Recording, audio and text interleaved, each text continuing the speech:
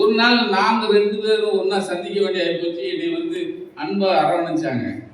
கட்சி பார்த்தாரு, சுங்கிறார் அங்கேருந்து என்னை கட்டி பிடிச்சிட்டாராம். அதனாலேயே 2 பேரும் சந்திக்கிறனால மாற்றி போட்டாங்க. போட்டா அவ்வளவு அந்த இந்த செய்தியை ஒரு சிறையில் இருந்தும் தொண்டர்களை உற்சாகமா வச்சுக்கிட்ட. ஏன்னா அவரு தான் சிறையில் இருக்காருன்னா உண்மையிலேயே அந்த நீங்க சிறையில இருந்து அவர் எழுதிய கடிதங்களை பார்த்தா அவர் உள்ள சிறையில் இருக்கிற மாதிரியே இருக்காரு. நம்மளோடய இருந்து அவர் எழுதிக்கிட்டு இருக்காரு அப்படிங்கிற மாதிரி அந்த உணர்வை கொண்டு வந்த ஒரு மிகப்பெரிய.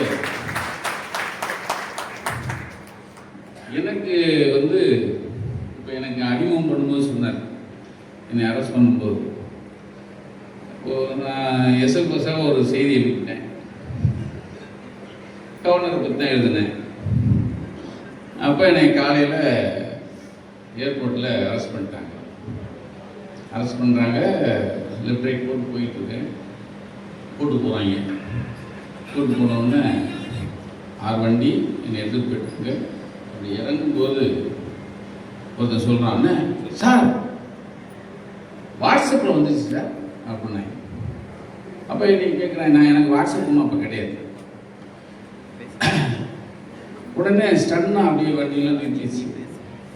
யோசிச்சாங்க எங்கே கொண்டு போகிறது, ஏதோ திருட்டுத்தனமாக எங்கேயோ கொண்டு போய் நம்மளை ஆளை காலி பண்ணுறது தான் பிளான் பண்ணி தான் எடுத்துருக்காங்க. அது ஏதோ வாட்ஸ்அப்பில் வந்துருச்சுன்னு விட்டாச்சு. கொண்டு போய் ஒரு இடத்துல டீ சாப்பிட்ற இடத்துல நிறுத்துறாங்க. நேராக டிசைட் பண்ணியாச்சு, சிந்தாரி ஸ்டேஷன் மேலே வச்சுருக்காங்க. உள்ளுக்குள்ள திடீர்னு சவுண்டு வருது. அங்கே வேகமாக ஒருத்தன் வந்தான். சார் உங்களுக்கு அட்வொகேட் வைக்க வேணாம். ஆமாம் சார், வெளியே ரோட்டில் வந்து அவர் போக மாட்டேங்கிறார் சார், உங்கள் சந்திக்கணுங்க சார். ரோட்டில் உட்காந்துட்டார் சார்ங்க. ரோட்டில் உட்காந்துட்டார். அதாவது நான் போகணும் ஊர்லேருந்து வரும்போது இப்போ ஒரு போர்வாழை கையில் இருந்துக்கலாம் வரல. அந்த இடத்துல நக்கின்னு ஆரம்பித்தோம் நக்கின்னா வாழ்கிறோம். என்னை அரெஸ்ட் பண்ணிட்டாங்கன்னு தெரிஞ்சவன் அது எங்கே ஏர்போர்ட்டில் இந்த வாட்ஸ்அப் தான். என்னை அரெஸ்ட் பண்ணி போனதை அண்ணன் ஏதோ ஊர்லேருந்து இறங்குறாரு. இறங்கினோடனே வாட்ஸ்அப்பில் வருது. வந்தவுடனே நேர் எங்கே கொண்டு கொடுக்காங்கன்னு தெரிஞ்சு அவர் நம்மளை விட புலனாய்வாக இருக்கார். தெரிஞ்சு சிந்தாரிப்பட்ட சேங்கல்லாம் வச்சுருக்காங்க. வாசலில் வந்து போகிறாங்க. இப்போ போலீஸ்காரன் கையை பிதுக்குறான் வாசலில். இவர் போக மாட்டேங்காரு. இவர் ஆஜானுபாவமாக ஹோட்டலில் உட்காந்தா எப்படி இருக்கும். அதுக்கப்புறம் தான் எங்கள் ஆளுங்களே வந்தாங்க. இவர் உட்காந்த பிறகுதான் இப்போ மேலே உட்காந்துருக்காங்க. இவர் பார்க்க ஆனங்கிறாரு. சார் நான் சொன்னேன், எங்கள் அட்வொகேட் அவங்க தாங்க, எங்களுக்கு அப்பப்போ வருவாங்க டெல்லி இந்த மாதிரி விஷயத்துக்குலாம் அவரை தான் நாங்கள் கூப்பிடுவோம். அப்போ எப்படியே போனாங்க. நாங்கள் கடைசியில் சரி சார் வாங்க சார் நீங்கள். அப்போ அண்ணனை வந்து கொண்டு போய் அரெஸ்ட் பண்ணி ஒரு உடம்பை கொண்டு போயிட்டாங்க. என்னையை கொண்டு போய் கோஸ் ஆஸ்பத்திரியில் வச்சாங்க. கோஸ் ஆஸ்பத்திரியில் போனால் அங்கே வந்து அண்ணன் ஸ்டாலினும் அவரோட சேர்ந்து ஒரு 10 முன்னாள் அமைச்சர்கள் வந்தாங்க.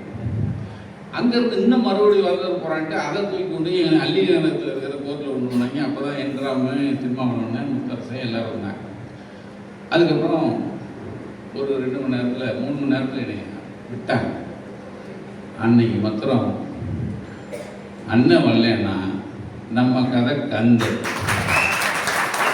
அவர் மாத்திரம் அன்னைக்கு ரோட்டில் உட்காரலன்னா அவங்க போட்டு திட்டம் வேறு. ஆக அதாவது ஒரு பத்திரிகையாளர் அரெஸ்ட் பண்ணிட்டாங்க அப்படின்லாம் போகிற போக்கில் போகிற தலைவராக இல்லாமல் இல்லை நம்மளால ஒருத்தனை அரெஸ்ட் பண்ணிட்டாங்க. அவனுக்கு ரோட்டில் உட்காந்து ஃபைட் பண்ணுங்கிற இந்தியாவிலே ஒரு தலைவர் இருக்காருன்னா அது அந்த நம்பிக்கையாக இன்னைக்கும். ஏன்னா ஒரு எத்தனையோ தலைவர்கள் பார்க்கணும். ஒரு தலைவர் எந்த இதுலையும் பின்வாங்க உணர்ச்சி வசத்தோட தொண்டர்களை கையிலே வச்சுட்டு இப்பயும் பாருங்க அந்த அந்த அந்த அப்படி திமிழோட நிற்கிறது உட்கார்றது இல்லை. எனக்கு ரொம்ப பிடிக்கும். அந்த அதுக்கு தான் நம்ம அடிமையாக இருக்கோம். உண்மையிலே சமூகம் பெரிய ஒளி, அது என்றும் முழங்க. நக்கீரனின் வாழ்த்துக்கள், வணக்கங்கள்.